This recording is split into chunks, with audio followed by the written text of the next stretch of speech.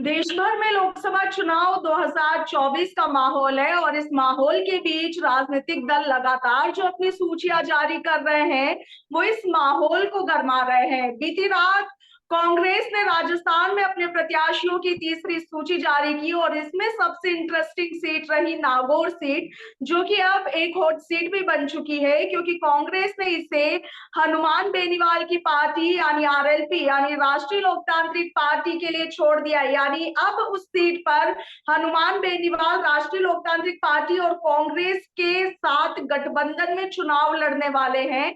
और ये जो गठबंधन है कई मायनों में अहम माना जा रहा है और इस गठबंधन के बाद कई बड़े सवाल भी सियासी गलियारों में उठने लगे। आज तमाम इन्हीं मुद्दों पर चर्चा करेंगे, तमाम उन सवालों के जवाब ढूंढेंगे जो आपने हमें सोशल मीडिया पर हमारे वीडियोस के कमेंट्स में पूछे हैं। और इसी के लिए आज हमारे साथ वरिष्ठ पत्रकार बालमुकुंद जोशी जी जुड़े हैं और इनके साथ ही राजनीतिक विश्लेषक सत्येंद्र चौधरी जी आज हमारे साथ जुड़े हैं। पहले आप दोनों का पंजाब केसरी प्लेटफॉर्म पर स्वागत करती हूँ। धन्यवाद। धन्यवाद। सबसे पहले सत्येंद्र जी आपका रुख करना चाहूंगी, नागौर को लेकर के जो गठबंधन सामने आया है, हनुमान बेनीवाल राष्ट्रीय लोकतांत्रिक पार्टी एक बड़ा चेहरा और थर्ड फ्रंट के रूप में पहचानी जाने वाली राजस्थान में सबसे बड़ी पार्टी थर्ड फ्रंट के रूप में राष्ट्रीय लोकतांत्रिक पार्टी है। हनुमान बेनीवाल इंडिया गठबंधन में शामिल हो गए हैं और अब कांग्रेस के साथ आकर के चुनावी मैदान में उतरने जा रहे हैं। कैसे देखते हैं इसे? हनुमान बेनीवाल ने जरा इंडिया गठबंधन से स्पर्श किया है, गठबंधन किया है और उनके लिए कांग्रेस ने और अन्य दलों ने, राजनीतिक दलों ने सीट छोड़ी है। इससे पहले भी वो बीजेपी 2019 के अंदर बीजेपी से गठबंधन कर चुके हैं और गठबंधन के माध्यम से ही वो चुनाव जीते हैं। लेकिन इस बार उनके लिए राह बड़ी आसान नहीं होगी। इस बार हनुमान बेनीवाल के लिए राह बहुत मुश्किल होगी। क्योंकि मिर्जा परिवार का वर्चस्व कई सालों से पिछले जब से देश आजाद हुआ तब से नागौर सीट में मिर्जा परिवार का बड़ा एकछत्र राज्य रहा है। और मिर्जा परिवार पहले तो काफी बीच में तो कई हिस्सों में डिवीजन हो गया था, परिवार में कई विभाजन हो गए थे, लेकिन इस बार पूरा परिवार मिर्जा परिवार एक है और वो पूरा मिर्जा परिवार बीजेपी में आ गया है। तो एक तरीके से बीजेपी के लिए, बीजेपी का जो कोर वोटर है वो तो ऑलरेडी पहले से बीजेपी के साथ था, लेकिन जो मिर्जा परिवार आया उनके उसके साथ में जो किसान कौम है, किसान कम्युनिटी है, वो बहुत जुड़ी हुई है, रिलायबल है, तो वो निश्चित रूप से बीजेपी के लिए बड़ा अपर हैंड है। लेकिन साथ में हनुमान बेनीवाल अपना आप में यूथ आइकॉन है और पिछली बार उन्होंने बहुत शानदार अच्छा चुनाव लड़ा था। लेकिन इस बार थोड़ा सा उनके लिए दिक्कत होगी क्योंकि वो गठबंधन में कभी कभी उनके बारे में कहा जाता है, कभी वो बीजेपी गठबंधन जाते हैं, कभी वो कांग्रेस गठबंधन जाते हैं। तो एक उनकी जैसे कहना चाहिए कि थोड़ा सा लोगों में, यूथ में अब उनके प्रति थोड़ा सा मोह कम हुआ है, तो इसलिए बड़ा फाइट रहेगा मेरा जाते कह रहा, काफी अच्छा टक्कर है। लेकिन सत्येंद्र जी एक बात और उठ रही है कि 2019 में तो उन्होंने बीजेपी के गठबंधन के साथ चुनाव लड़ा और जीतने के बाद उन्होंने वो गठबंधन से अलग हो गए, उन्होंने तोड़ दिया। अब लोग पूछ रहे हैं कि इस बार क्या गारंटी है कि कांग्रेस के साथ गठबंधन में लंबे समय तक रहेंगे वो? नहीं नहीं, इस जो गठबंधन तोड़ा है वो तो बहुत किसानों की जो किसानों ने जो आंदोलन किया था, वो जो तीन केंद्र सरकार किसान वो लाई थी, उनके लिए उन्होंने गठबंधन तोड़ा था। इसलिए वो इश्यू तो बहुत अच्छा है, उनके लिए फेवर पॉजिटिव है, क्योंकि इससे तो क्या किसान मतलब वोट देना चाहिए। लेकिन केवल एक ही चीज पे वोट नहीं होता है, वोट वोट कई चीजों को, लोकल पॉलिटिक्स देखी जाती है, लोकल के इश्यूज होते हैं, लोकल मुद्दे होते हैं, उनके आधार पर भी होते हैं। लेकिन उस हिसाब से अगर भी देखा जाए तो वो तो बहुत अच्छा मुद्दा था जिसके आधार पर वो गठबंधन से बाहर हुए थे बीजेपी से, क्योंकि किसानों ने आंदोलन किया था कितने साल तक आपको पता है, और उसके बाद उन्होंने कानूनों को वापस भी लेना पड़ा केंद्र सरकार को।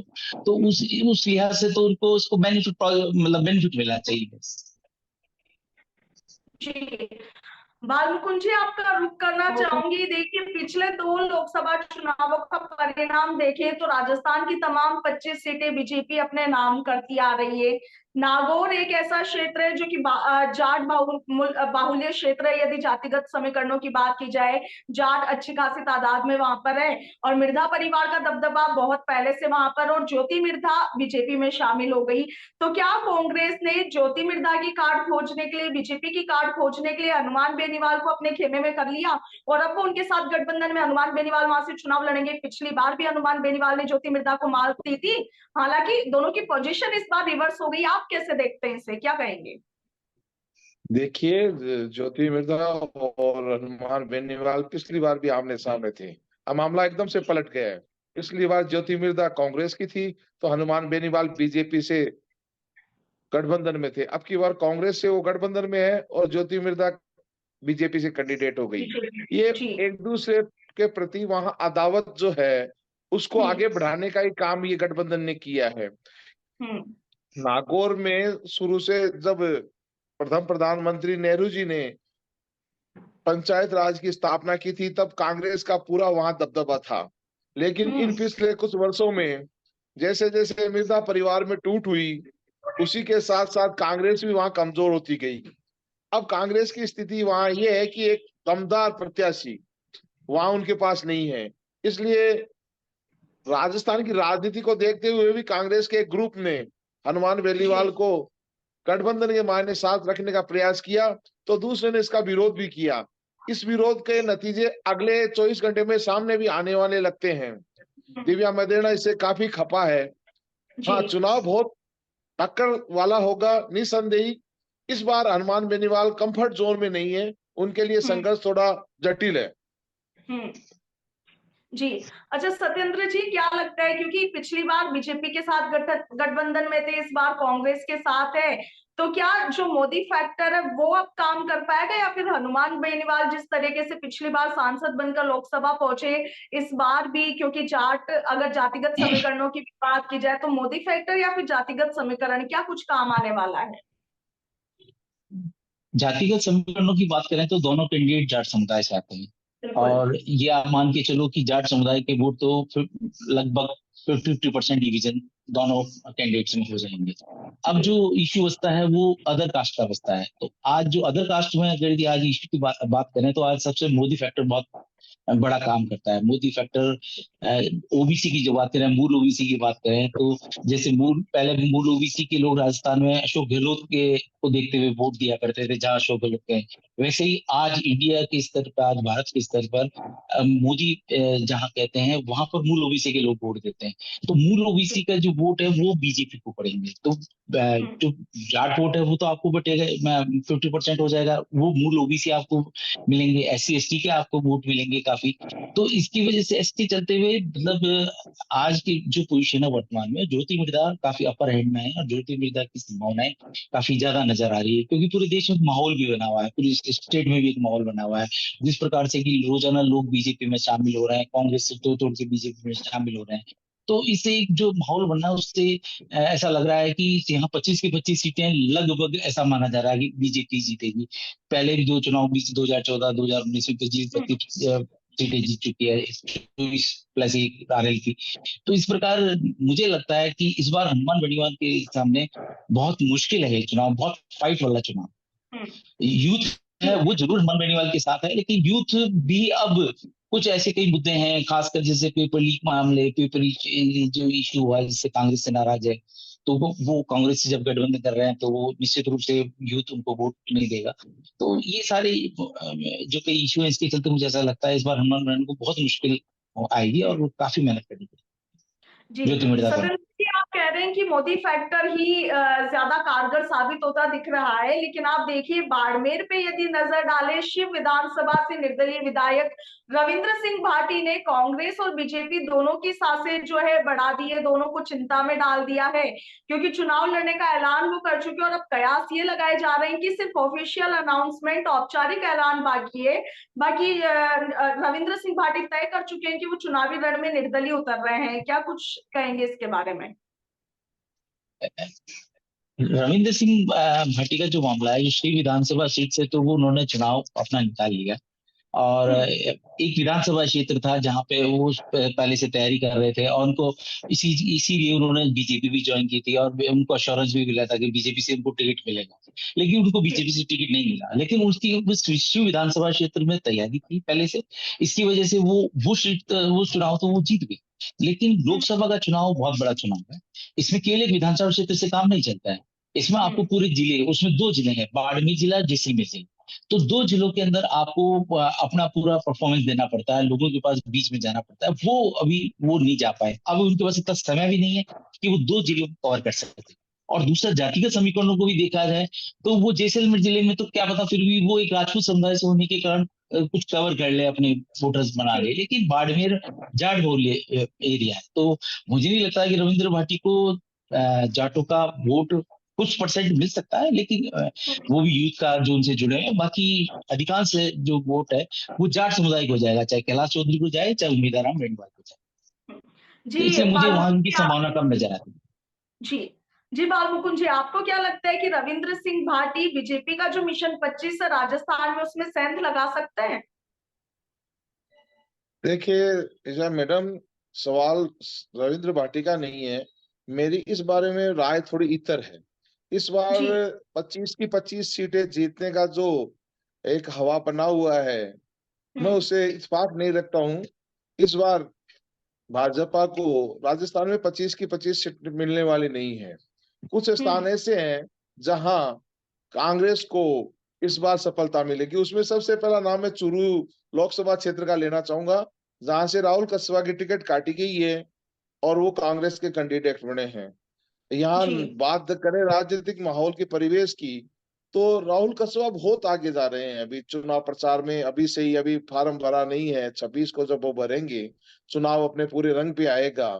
तो ऐसी कई सीटें हैं राजस्थान के अंदर, चूरू है, दौसा है, कुछ बहुत सारी सीटें ऐसी है जहाँ 5-6 जगह बीजेपी के लिए कठिन होगा काम। अपने भविष्य को दोहराने में उसको बहुत दिक्कत आएगी। जहां तक आप भाटी के बारे में बात कर रहे हैं, भाटी आइकॉन जरूर है यूथों के।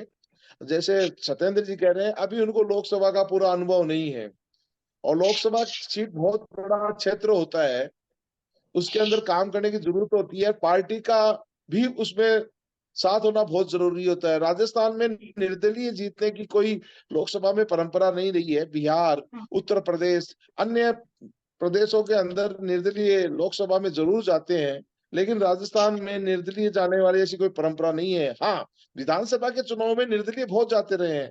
हमारे इलाके में सीकर में 8 सीटें हैं, उनमें से 6 सीटों पर निर्दलीय गाये बगाए जाते ही रहे हैं। तो निर्दलीय विधानसभा में जाना एक अलग बात है, लोकसभा में जाना बड़ा मुश्किल है, जटिल है। जी जी सत्येंद्र जी, ज्योति मिर्धा, एक बार फिर से नागौर सीट का ही रुख करना चाहूंगी। ज्योति मिर्धा पिछले 2 बार से लोकसभा चुनाव में अपनी किस्मत आजमा रही है, मगर हर बार उन्हें पटखनी मिल रही है, जीत दर्ज वो नहीं कर पा रही है। तीसरी बार फिर से अपनी पहले वाली पार्टी से तो नहीं, मगर जैसे बीजेपी में शामिल हुई, बीजेपी ने विश्वास जताया है और उनको है। क्या लगता है, हनुमान बेनीवाल की कार्ड पहुंच पाएगी, वो इस बार निकाल पाएगी, लोकसभा की सीढ़ियां चढ़ पाएंगी इस बार वो? मैंने आपको जैसे पहले ही कहा था कि मैं ये चुनाव बहुत ही फाइट वाला चुनाव होगा दोनों के लिए, और मुझे लगता है कि इस बार जो जीत होगी किसी भी कैंडिडेट की, वो बहुत ज्यादा डिफरेंस बहुत ज्यादा नहीं होगा उस डिफरेंस उसके अंदर। लेकिन ज्योति ज्योति मिर्धा अपना प्रयास कर रही है, और वो उनको सबसे बड़ा जो है, उनको एक वहां पर मैंने आपको कहा मूल ओबीसी में माली समुदाय, वो उनको कितना उनको वोट करेगा, वो अब कुछ मुस्लिमों की वोट कितने तोड़ पाएगी, इन सब चीजों को देखते हुए ऐसा लगता है कि अभी जीत कहना उनकी कि इतनी आसान नहीं है। मैं यही कह रहा हूँ कि हनुमान बेनीवाल के लिए भी आसान नहीं, तो उनके लिए भी इतनी आसान नहीं है। मेहनत दोनों तरफ से करनी पड़ेगी। लेकिन हनुमान बेनीवाल के लिए बेनिफिट है एक तो कि कांग्रेस से गठबंधन करने से मुस्लिम वोट उनको मिलेगा। SC ST का जो ST तो होता नहीं है नहीं, वहाँ SC के जो वोट है वो भी काफी कुछ उनको मिलेंगे। दूसरा, हनुमान के साथ यूथ तो है ही, यूथ के साथ में कांग्रेस का यूथ भी हनुमान के साथ जुड़ने वाला है, जिसमें भीलवाड़ा के MLA है मुकेश भाकर, परबतसर के MLA है रामविलास गावलिया, उनका भी एक बहुत बड़ा बल्क वोट बैंक है। तो वो वोट बैंक भी अब हनुमान बेनीवाल के साथ जुड़ जाएगा, अगर भी वो ईमानदारी से उनका साथ देंगे तो। क्योंकि हर जगह कंपटीशन तो रहता है कि सबको लगता है कि ये अगर आगे चले जाएंगे तो हमारा भविष्य में हम नहीं आगे आ पाएंगे। आज MLA बने, कल MP बनना चाहेंगे, मुकेश भाकर हो, रामविलास गावड़िया हो, अगर वो ईमानदारी से साथ दिया तो निश्चित रूप से मुझे लगता है कि ज्योति मिर्धा के लिए भी इतनी आसान नहीं होगी, हो सकता है तीसरी बार गच्चा खा जाएंगे। जी, तो मतलब कुछ भी कहना इस बार जरा मुश्किल लग रहा है। बहुत मुश्किल है, मतलब बहुत tough neck to neck fight है दोनों की वजह से। अभी जब फॉर्म भरी जाए, इसके बाद अभी लोगों का आने जाने का, जो पार्टियां छोड़ने का, पार्टियां ज्वाइन करने का, उसके बाद उनकी जो रैलियां होंगी, उनके जो छोटी छोटी जो रैलियां होंगी, नुक्कड़ सभाएं होंगी, उनमें कितनी भीड़ आती है, उनके क्या लोग इश्यूज रहते हैं, अभी थोड़ा वो चीजें भी देखनी पड़ेगी। लेकिन अभी फिलहाल दोनों में कैंडिडेट मजबूत है और नेक टू नेक फाइट है, इसमें कोई दो राय नहीं। जी, तो जैसा बाल मुकुंद जी आपने सुना, सत्येंद्र जी ने ये फायदे तो गिना दिए कि हनुमान बेनीवाल को और आरएलपी को क्या फायदा होने वाला है कांग्रेस के साथ जाने से। आपको क्या लगता है कि हनुमान बेनीवाल के कांग्रेस के साथ आने से कांग्रेस को कितना फायदा मिल सकता है इस बार के चुनाव में? देखिए, हनुमान बेनीवाल का जो प्रभाव क्षेत्र है वो नागौर के अलावा सीकर, चुरू, झुंझुनू, ये तीनों जाट बेल्ट हैं। तीनों जी, लोकसभा सीटें इनमें आती है। इसके अलावा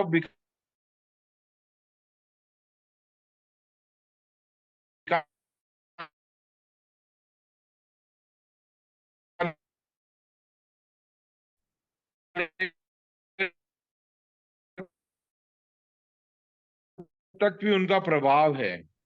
और हनुमान बेनीवाल हनुमान की एक अपनी शैली है काम करने की, उस शैली के भी लोग प्रशंसक हैं। इसलिए निस्संदेह कांग्रेस को मजबूती तो मिलेगी, खासकर इन इलाकों में, लेकिन कहीं कहीं नुकसान भी होने की गुंजाइश है। जी, जी, चलिए आप दोनों का ही हमारे साथ इस चर्चा में जुड़ने के लिए शुक्रिया, और तमाम जो जानकारी साझा की। मैं आपको मैं एक चीज आपको, जैसे लोग कह रहे हैं कि उम्मीदवार बेनीवाल जो पार्टी के कैंडिडेट है, उन्होंने कांग्रेस ज्वाइन की है, आरएलपी छोड़ी है, मुझे लगता है वो भी स्ट्रेटेजिकली उनको ज्वाइन कराया गया है। मुझे लगता है हाँ, कांग्रेस की आरएलपी को 2 सीटें नहीं दे सकती थी, वहां पर अशोक गहलोत अलकमान से 2 सीटें दिलाने की पोजीशन में नहीं गई, क्योंकि आरएलपी इतनी बड़ी उनके लिए पार्टी नहीं थी। तो मुझे लगता है स्ट्रेटेजिकली उन्होंने उम्मीदवार बेनीवाल को पहले पार्टी ज्वाइन कराई है। वो आज भी उम्मीदवार बेनीवाल जो कैंडिडेट है, मुझे लगता है आरएलपी के नहीं है, हनुमान बेनीवाल के हैं, तो वो भी एक फाइट करेंगे वो दोनों। तो कांग्रेस को फायदा हो सकता है, उनकी अपनी एक सीट, मतलब कैलाश चौधरी के लिए भी बहुत दिक्कत हो सकती है। हो सकता है कि वहां उम्मीदवार बेनीवाल सीट निकाल के ले जाए, जहाँ 25 का जो सपना है वो उम्मीदवार बेनीवाल तोड़ सकते हैं बहुत। तो इसकी वजह से स्ट्रेटेजिकली मुझे तो लगता है लोग अभी कह रहे हैं उन्होंने ज्वाइन किया है, कांग्रेस ज्वाइन किया है, सब ये दिखाना पड़ता है, क्योंकि कई बार ऐसा होता है कि जब आप गठबंधन में 2 सीटें नहीं दे सकते हो, तो उस कैंडिडेट को, उस पार्टी को ज्वाइन करा दिया जाता है, उस आरएलपी को, फिर उसी कैंडिडेट पर आरएलपी के कैंडिडेट को वहां दे दिए जैसे। तो मुझे ऐसा लगता है कि कई जो जाट बेल्ट हैं, जैसे कह रहे थे जोशी जी, वैसे उन जाट बेल्टों में कांग्रेस को फायदा निस्संदेह मिलेगा हनुमान बेनीवाल के लिए, क्योंकि यूथ जो है वो राजस्थान का जाट समाज का यूथ है, वो हनुमान बेनीवाल को काफी फैन फॉलोइंग है, काफी वो करता है। इससे मुझे तो लगता है मतलब कि सीकर, चुरू, झुंझुनू, बाड़मेर और अजमेर, इन जहाँ सीटों में, जहाँ जाट बहुल एरिया है, राजसमंद में भी है, तो उसमें कांग्रेस को फायदा मिल सकता है। जी, और तो आप कहने का मतलब ये गुप्त समझौता मैं माना जा एक मिनट में सकता है आपको जो बोलूं। अभी। हेलो, जी, जी, बाल मुकुंद जी। मैं ये कह रहा था, आप देख ही रहे हैं अब की बार, बल्कि पिछले 2 चुनाव से राजस्थान के अंदर मुद्दों की बात कम हो रही है और जात पात की बात ज्यादा हो रही है। और हम्म, जात पात की बात हो रही है तो ये नेता भी जात पात के बिहार पे वजह से आगे बढ़ रहे हैं। ऐसे कोई मुद्दे नहीं है कि देश कहाँ जाएगा, महंगाई क्या हो रही है, देश के घोटालों का क्या होगा, इन सब बातों का औपचारिक रूप से चर्चा होती है सभाओं में। असल में बात होती है जाति की, और जाति के हिसाब से टिकटों का बंटवारा होता है, और उसी हिसाब से चुनाव लड़े जाते हैं। और जी, खासकर ये शेखावाटी का बेल्ट तो पूर्णतः जातिवादी व्यवस्था में शामिल हो गया। ऐसे में हनुमान का जो इस तरीके का प्रचार होता है वो इसी पे आधारित होता है। इससे जाट मतदाता मोबिलाइज होते हैं। जी, बिल्कुल बाल मुकुंद जी और सत्येंद्र जी, देखने वाली बात रहेगी। सत्येंद्र जी भी एकदम सही कह रहे हैं कि उम्मीदवार बेनीवाल को पहले कांग्रेस में शामिल करना और फिर पीछे पीछे बेनीवाल का आ जाना, तो ये एक गुप्त समझौते के तौर पर भी देखा जा सकता है कि पहले से ये रणनीति बनाकर रखी गई हो कि किस तरीके से गठबंधन में चुनाव लड़ा जाए, क्योंकि वाकई में आरएलपी के लिए लोकसभा चुनावों में उतर पाना बहुत ज्यादा मुश्किल हो पा रहा था। राजस्थान विधानसभा चुनाव 2023 में हमने नतीजे हम लोग देख ही चुके हैं कि किस तरीके से आरएलपी के केवल और केवल हनुमान बेनीवाल ही विधायक विधानसभा चुनाव में जीत करके विधानसभा पहुंच पाए थे, और लोकसभा चुनाव तो उससे काफी अलग, काफी महत्वपूर्ण भी हो जाता है। ऐसे में हो सकता है कि ये एक बड़ी स्ट्रेटेजी भी हो, एक बड़ा प्लान भी हो, मगर अब देखना यही रहेगा कि नागौर में इस बार क्या कुछ होगा, क्योंकि ये हॉट सीट बन चुकी है। पहले ज्योति मिर्धा जहां कांग्रेस के टिकट पर चुनाव लड़ रही थी, मगर नाथूराम मिर्धा की पोती होते हुए, जिनके परिवार ने इतने सालों तक नागौर में कब्जा रहा, उनका दबदबा रहा, तब भी वो हारती रही, मगर इस बार वो बीजेपी के टिकट पर चुनावी मैदान में उतरी है, और उधर हनुमान बेनीवाल कांग्रेस से गठबंधन करके चुनावी मैदान उतर रहे हैं। तो वाकई ये देखना दिलचस्प होगा कि इस बार के लोकसभा चुनावों में नागौर लोकसभा सीट पर कौन जीत का परचम लहराएगा, कौन फतह कर पाएगा। मगर आज जो हमने आप लोगों के साथ चर्चा की और आपने जो अपनी सारी जानकारी और अपना एक्सपीरियंस साझा किया, उसके लिए आप दोनों का शुक्रिया। और हमारे दर्शक जो इस वक्त हमें देख रहे हैं, उनका हनुमान बेनीवाल का कांग्रेस के साथ गठबंधन पे, आरएलपी का कांग्रेस के साथ गठबंधन पर क्या कुछ कहना है, कमेंट सेक्शन में जरूर बताइएगा। फिलहाल के लिए इतना ही, नमस्कार। ठीक है सर जी।